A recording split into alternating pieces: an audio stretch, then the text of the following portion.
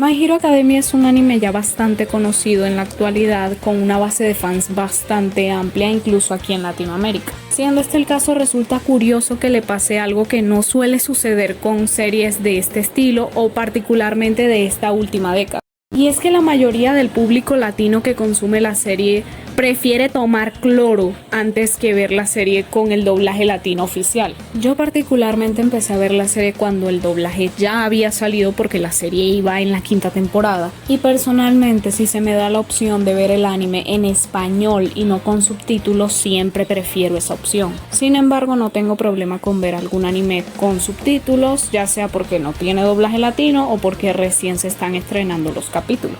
Con esto en mente, es obvio que yo iba a ver la serie con el doblaje latino, y si bien al inicio no reconocía prácticamente ninguna voz del elenco, no me pareció malo en sí, porque al final del día cumplía su función. Luego me enteré que el doblaje fue muy criticado, pero ya ahondaremos en eso. Lo que sí fue una sorpresa para mí es que al ver la primera película me di cuenta que el doblaje no era el mismo de la serie. Y uno asumiría que con este cambio tan grande entre una y la otra, la gente sabría que la serie tiene dos doblajes diferentes. Aún hoy hay personas que no saben de este cambio y no hay ningún problema. El problema surge con los que lo saben, que se la pasan comentando a diestra y siniestra que es el peor doblaje alguna vez hecho, las peores voces que pudo traer Miami, y que deberían hacer un redoblaje de toda la serie con el elenco de México, porque claro, es sumamente sencillo. Dicho todo lo anterior como un contexto de base, no vengo a hacer escarnio público, solo vengo a sintetizar e informar de un tema que me gustó y que busqué en internet, y que ustedes pueden hacer lo mismo si es el caso, si les genera curiosidad o si sienten que mi información está incompleta, y son libres de refutarlo si es el caso en los comentarios, que para eso están. Además, voy a dar mi opinión de qué actor de voz me gustaría que hiciera qué personaje si yo tuviera la oportunidad de escogerlo.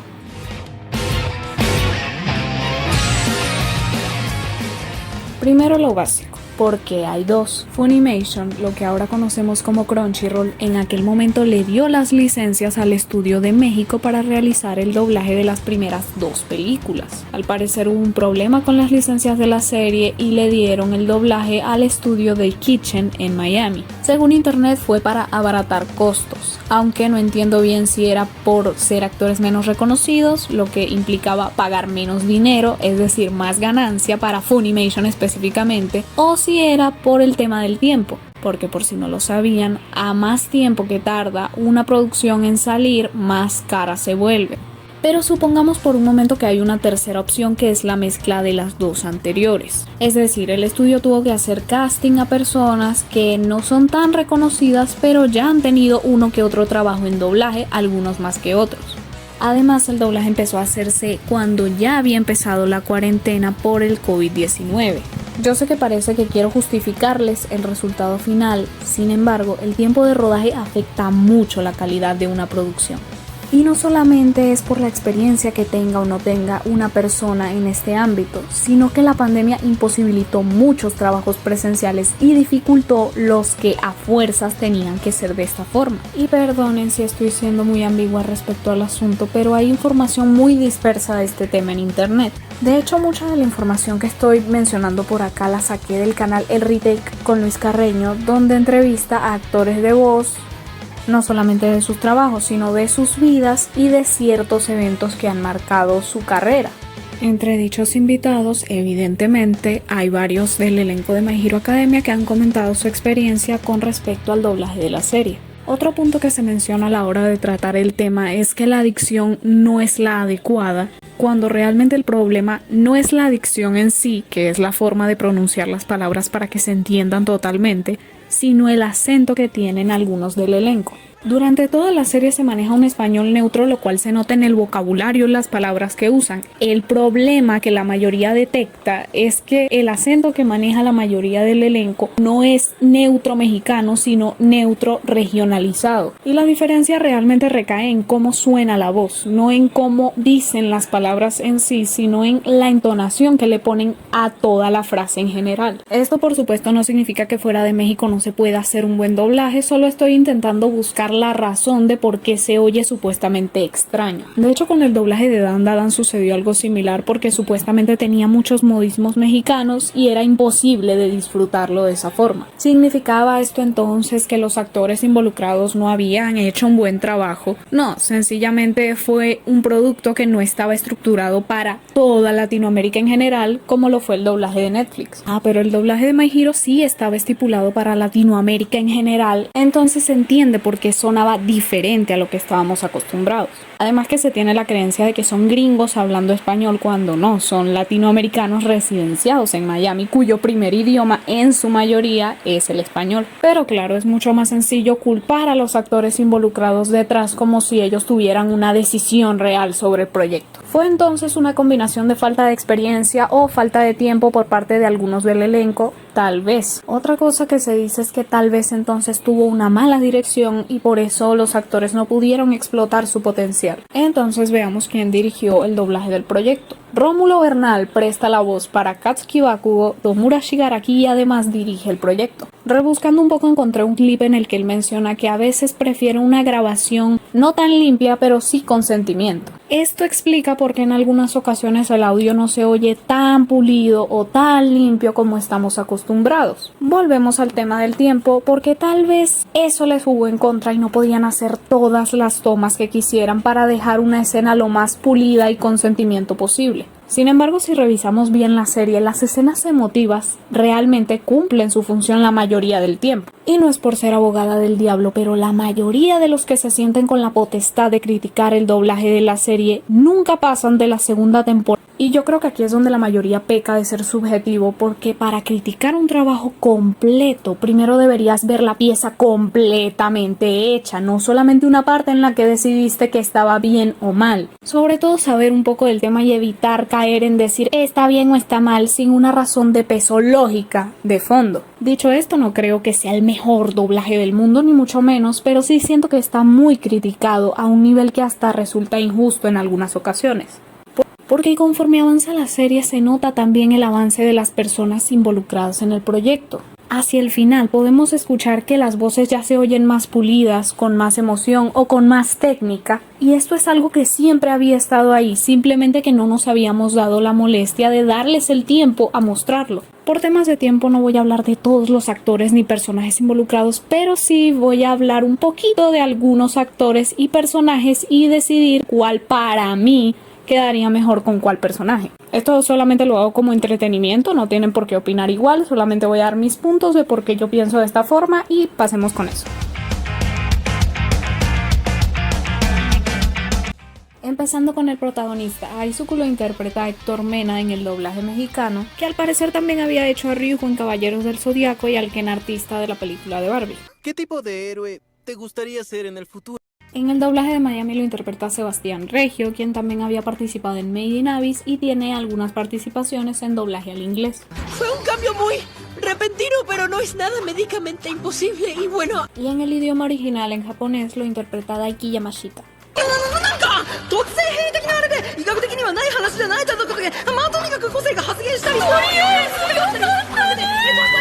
También hay gente que critica la forma de decir Midoriya del doblaje de Miami cuando realmente es la forma en la que se dice en el doblaje original. A diferencia del doblaje mexicano donde creo que intentaron adaptarlo a tal cual se escribía y terminó sonando Midoriya. Siento que comparado al idioma original, el que tiene más parecido es el actor de voz de Miami. Suena juvenil, suena nervioso y en temporadas posteriores nos damos cuenta que puede adaptar la voz para sonar como el Deku más decidido y maduro que es a final de la serie. Desde que te conozco siempre has hecho lo mismo. Todo el tiempo priorizas a los demás. Como dato que encontré, el actor de voz de Miami, Sebastián, mencionó que se ponía a hacer push-ups en el estudio para interpretar a un Deku cansado más realista en algunas ocasiones. Pasando con Bakugo lo interpreta Rafael Escalante en el doblaje mexicano, quien también interpretó a Roy Mustang en Fullmetal Alchemist y a Porco en Attack on Titan. ¡A un lado! ¡Copia de Zuko! ¡No puedes aparecer así de la nada y humillarme! Para el doblaje de Miami tenemos a Rómulo Bernal, quien también interpreta a Tomura Shigaraki y algunos extras dependiendo la temporada. ¡Corrían por el pasillo del legado! ¡Castíguelos! ¿Sigues en tu versión miniatura? ¿Podrás recuperar tu forma humana? Y en el idioma original lo interpreta Nobuhiko Okamoto, que también interpreta a Genya Shinosugawa en Kimetsu no Yaiba. Yo siento que la de México peca de sonar muy suave, aunque sí tiene la voz rasposa, no es lo mismo a que la voz suene fuerte. Y el doblaje de Miami tiene el tono de la voz de Bakugo, pero peca de ser un poquito muy madura para el personaje. Pero por la capacidad que tiene el actor de voz de transmitir los sentimientos de Bakugo a través de las escenas emotivas que tiene en la serie, en este caso mi voto va para el doblaje de Miami.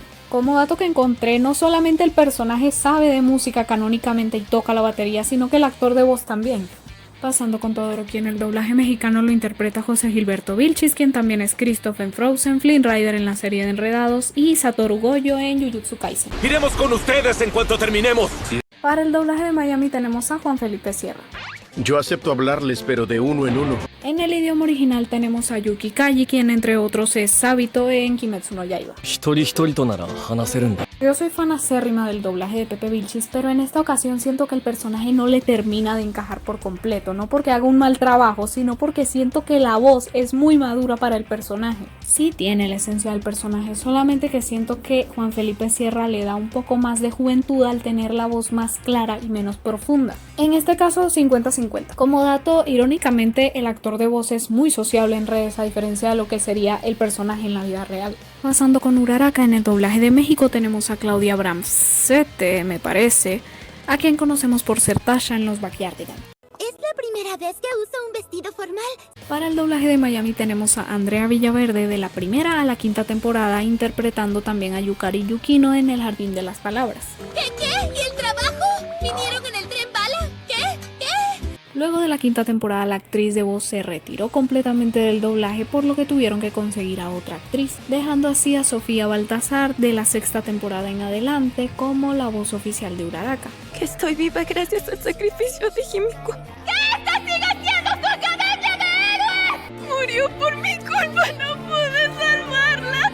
Y en el idioma original tenemos a Ayane Sakura como la voz de Uraraka.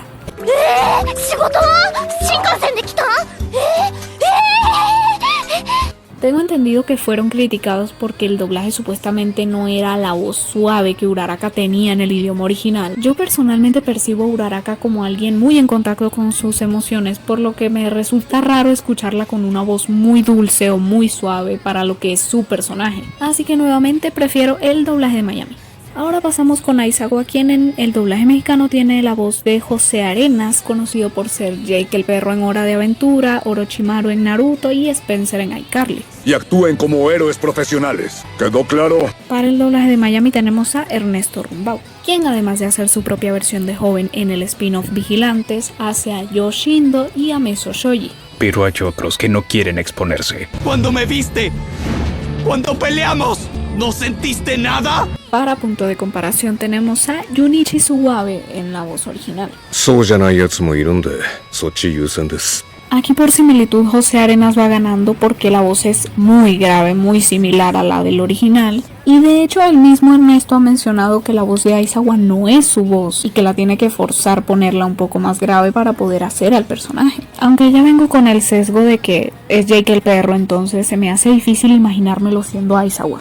Ernesto tiene muy buena interpretación a la hora de hacer momentos emotivos, y aunque José Arenas le da la firmeza que tiene el Aizawa original, nuevamente mi voto va para el doblaje de Miami. Similar al actor de voz de Todoroki, este también disfruta publicar en sus redes sociales, lo cual es irónico considerando a quién interpreta. Finalmente, por este video tenemos a All Might. En el doblaje mexicano lo interpreta Octavio Rojas, conocido por interpretar al maestro Shifu en Kung Fu Panda y a Lotso en Toy Story 3. No te preocupes, joven Midoriya. La invitación fue demasiado clara. Soy libre de traer a quien yo quiera. Para el doblaje de Miami tenemos a Orlando Noguera, conocido por, entre otras cosas, interpretar a Cerebro en Pinky Cerebro y participar en South Park. No debes depender solo de tu don. Hoy empiezan las clases de los alumnos nuevos. Para comparación, el actor original es Kenta Miyake.